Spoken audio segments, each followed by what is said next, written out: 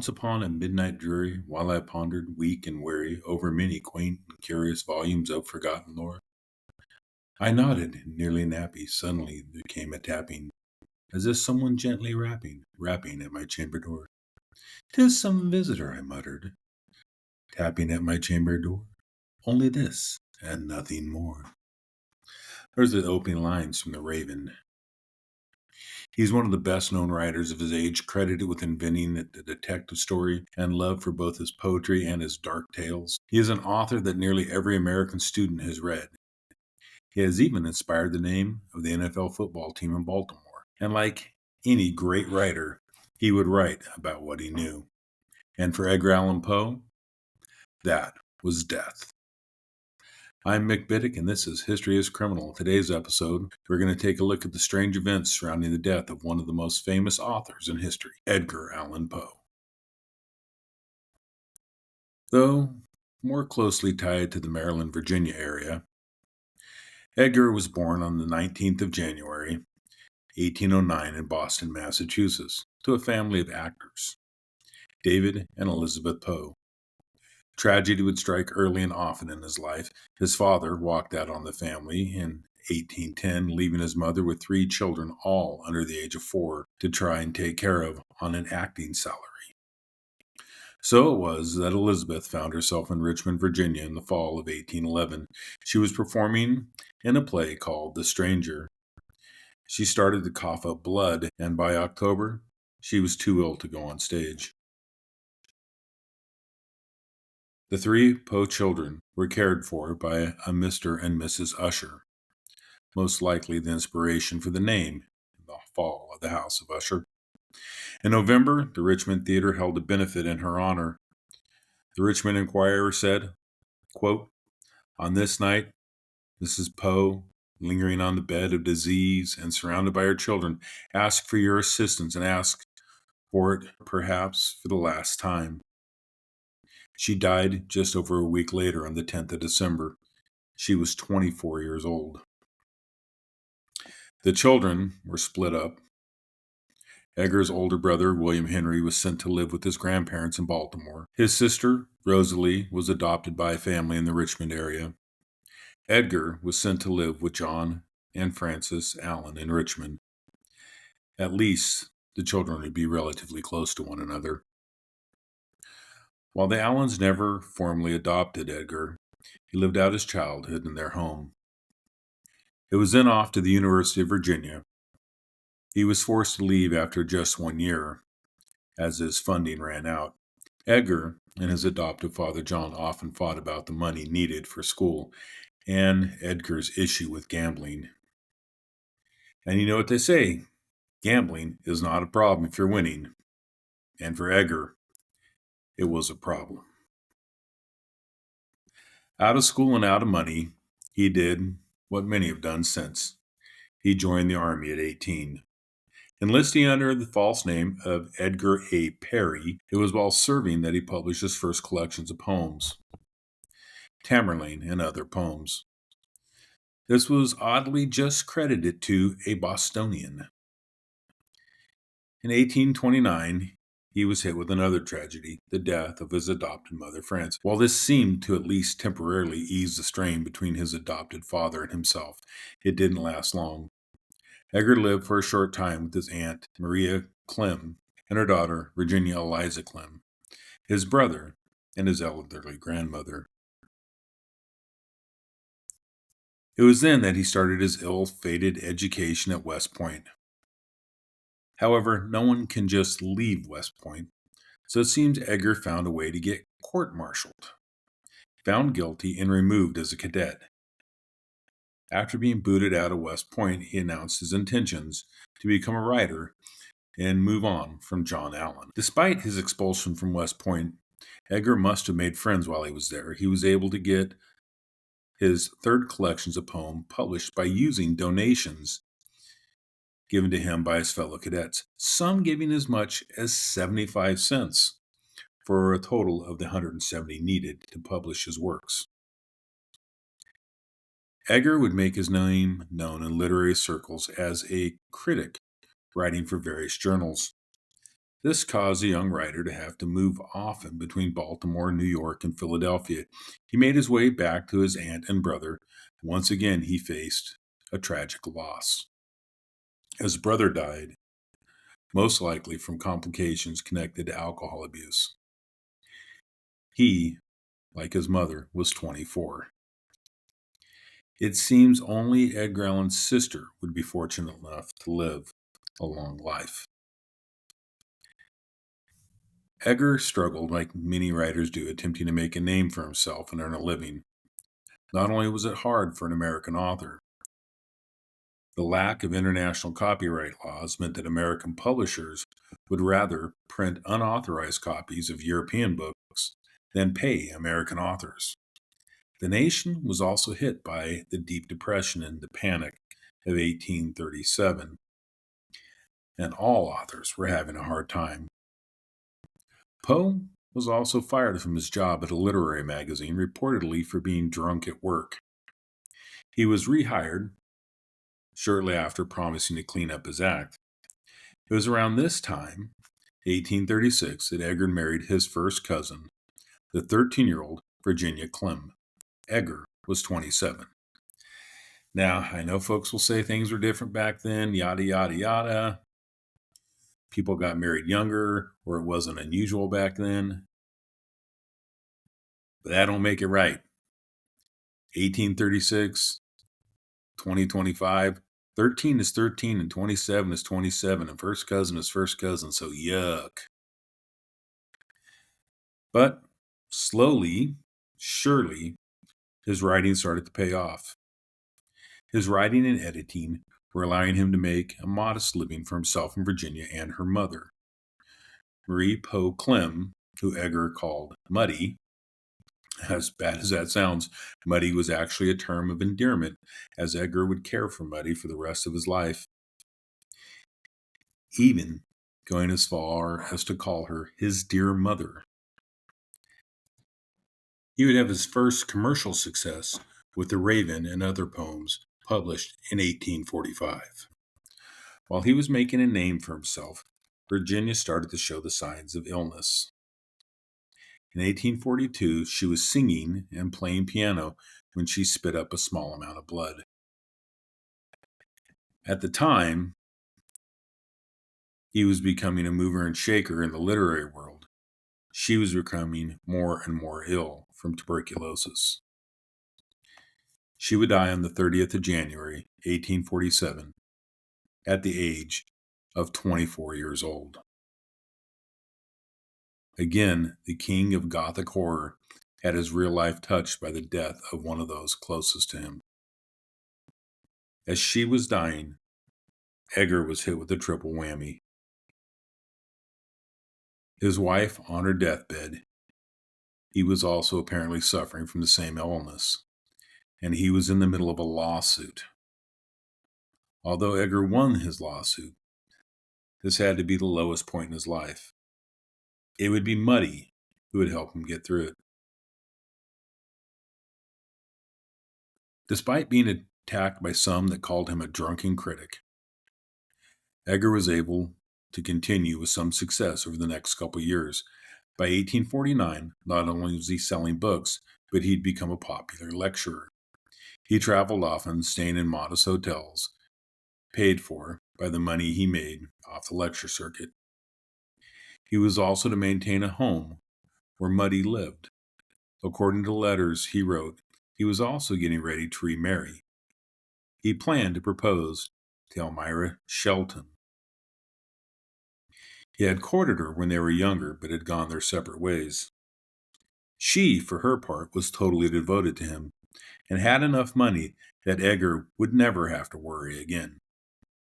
It would also allow him to continue for Muddy, as Elmira was very fond of her. Edgar spent time with Elmira before heading on his lecture tours. It was while out on a lecture tour that Edgar Allan Poe vanished. On the 27th of September, at 4 a.m., he boarded a steamer in Richmond heading towards Baltimore. He wouldn't be seen again until he was found on the 3rd of October in a semi-conscious state in Gunner's Hall, a Baltimore tavern. John Walker, a Baltimore printer, recognized Edgar, who was sitting alone in the tavern. He was dressed in ill-fitting, dirty clothes and was barely aware of his surroundings. It seemed he was drunk, injured, or both. Edgar was able to tell Walker that he knew a Mr. Joseph Evans Snodgrass, a publisher in Baltimore. In a twist of fate, Walker had worked for Snodgrass as a typesetter. Walker was able to get word to Snodgrass to come quickly as Edgar was in need of urgent help. Upon arriving, Snodgrass took one look at Edgar and thought something bad had happened. He noted Edgar's clothes looked like they belonged to someone else and surmised that Edgar had been robbed or somehow cheated out of his own clothing and had these poor replacements. Though it is unclear how, Edgar's uncle, Henry Herring, also had been notified of his state and arrived at Gunner's Hall. Herring refused to take any responsibility for Edgar, saying that when drunk he was abusive and ungrateful. Instead, he suggested that Edgar be sent to a hospital. Edgar was transferred to Washington Medical College. There, he was attended to by Dr. John J. Moran. Sources are clear that Moran and the medical staff were fully aware of who Edgar Allan was and spoke of him as a great man. Edgar faded in and out of consciousness. When awake, he seemed confused as to where he was or how he got there. He was visited by a cousin, Nelson Poe. Nelson and Edgar were not close. In fact, Edgar had once called Nelson the bitterest enemy I have in the whole world, and the little dog. Nelson had tried at one time without success to get Virginia and Muddy to leave Edgar. Why Nelson would now go out of his way to visit Edgar in the hospital is unknown. Nonetheless, Dr. Moran felt it was best if Nelson left and returned later. Unable to see Edgar, Nelson returned the next day to see that Edgar had improved. Now at times able to talk, Dr. Moran began asking Edgar questions. Most of the answers given by Edgar were gibberish. At one point, Edgar said he had a wife, although Virginia had passed away 2 years earlier. Edgar had talked of remarrying a woman named Elmira Sheldon, but had not popped the question. He faded in and out once again and called out a name, but Dr. Moran was unclear whose name he called. At one point, the doctor said he could look forward to seeing friends, to which Edgar replied, quote, the best thing his friends could do would be to blow his brains out with a pistol. At 3 o'clock, Edgar seemed to calm down. Then he turned his head and said, Lord, help my poor soul, and then died. It was the 7th of October, 1849. Edgar Allan Poe was 40 years old. So who or what killed Edgar Allan Poe? Poe, like his brother, had a history with alcohol. This has caused many to believe that he died from something alcohol-related, possibly alcohol poisoning, liver issues, or any of the other number of illnesses related to drinking. Newspapers stated the cause of death was congestion of the brain or cerebral inflammation. Both of these terms were often used by papers at the time as code for death by alcoholism. But Dr. Moran stated Edgar had died from brain inflammation brought on by exposure. The week leading up to Edgar's body being found in Gunner's Hall had been unseasonably cold and wet. Some patrons of the tavern even stated that Edgar was originally found in the gutter soaking wet and was brought in before Walker found him. Elmira Sheldon reported that Edgar had a fever the last time they had spoke, just before he went missing. It was reported that Edgar had recently given up drinking and joined one of the many growing temperance societies in America at the time, the Sons of Temperance. Snodgrass himself a masked supporter of temperance, used Edgar as an example of how to turn your life around during his lectures. This, of course, doesn't eliminate Edgar's falling off the wagon. Throughout his life, he was known to go long spells without drinking, and when he did drink, it was reported that he was a bit of a lightweight and got drunk fairly easily. After his death, a man named Rufus Griswold somehow became the executor of Edgar's literary estate. This is odd because Edgar and Griswold were not friends. In fact, they were far from friends. But by becoming his executor, he was the person in the position to write an authorized biography about Edgar Allan Poe. In the biography, he claims that Edgar was not only a drunk, but also an opium addict. Dr. Moran would write a book to counter Griswold's claims, and even claimed that Edgar was not drunk when he came to the hospital. But if alcohol didn't kill Edgar Allan Poe, then what did? Yeah, you gotta hang on for this one for a little bit. It was well established that Edgar Allan Poe was a lover of cats. There's something about the master of macabre horror loving the most standoffish animal in the world that just seems right. But could his love of felines have killed him? According to Dr. R. Michael Bennett's, it just might have. The symptoms reported, his going in and out of madness, a refusal to drink water, appears to match those of rabies. Dr. Bennett's, who's with the University of Maryland Medical Center, published his findings in 1993, pointing to the possibility that Edgar had succumbed to rabies. Maybe he just had to pet that stray cat on the streets of Richmond or Baltimore. And we all know how cats can be, so it's possible he could have got scratched up or bit and taken the rabies with him. There's also the fact that Edgar had been sick before boarding the steamer in Richmond. Elmira's account and letters written by Edgar say he was feverish when he left Richmond. A doctor had even advised him against traveling. Could he have become delusional with fever, wandering the streets of Baltimore in the cold rain, making it worse until he was found at Gunner's Tavern?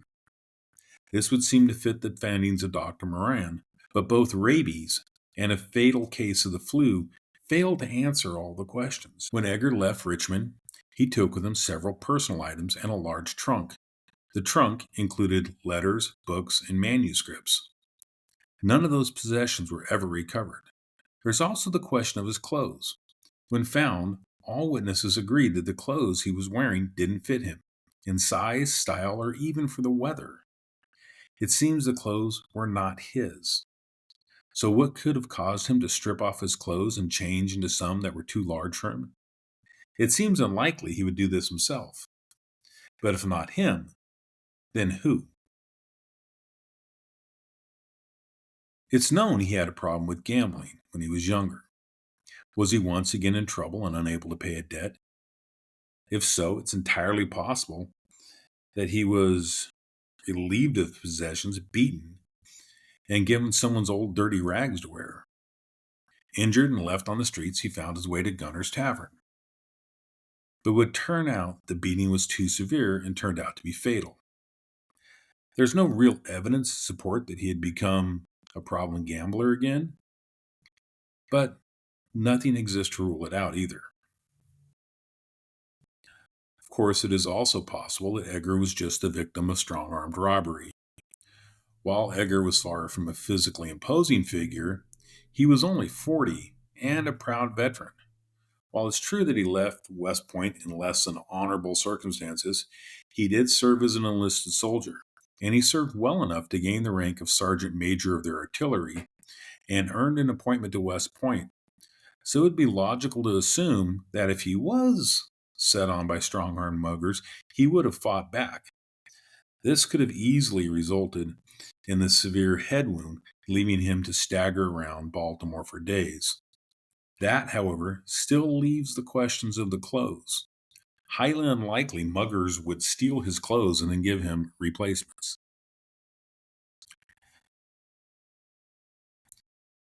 In 2023, Mark, I'm going to butcher your name, Mark.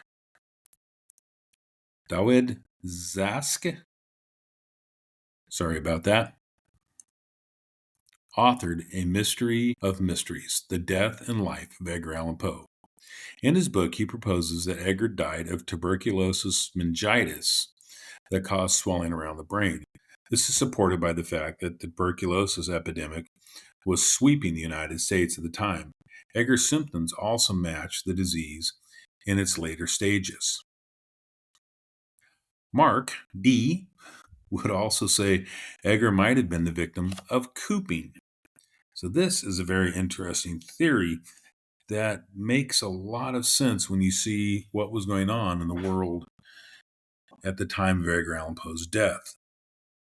Cooping was a political scheme to cheat in an election. At the time of Edgar's disappearance, there was an election taking place in Baltimore. So it is possible that Edgar was caught up in a cooping scheme. Now, cooping is a very low-level type of political corruption.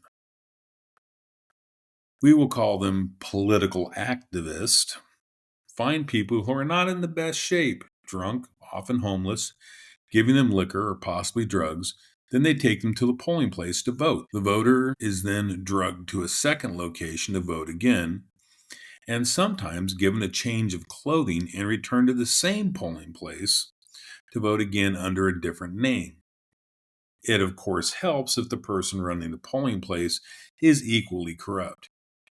Using this method of political machine can garner hundreds of illegal votes for the candidate of their choice. If a victim of cooping, it's unlikely Edgar would have gone willingly. He had a political side and had even tried to get an appointment to the John Tyler administration through Tyler's son, an acquaintance of his.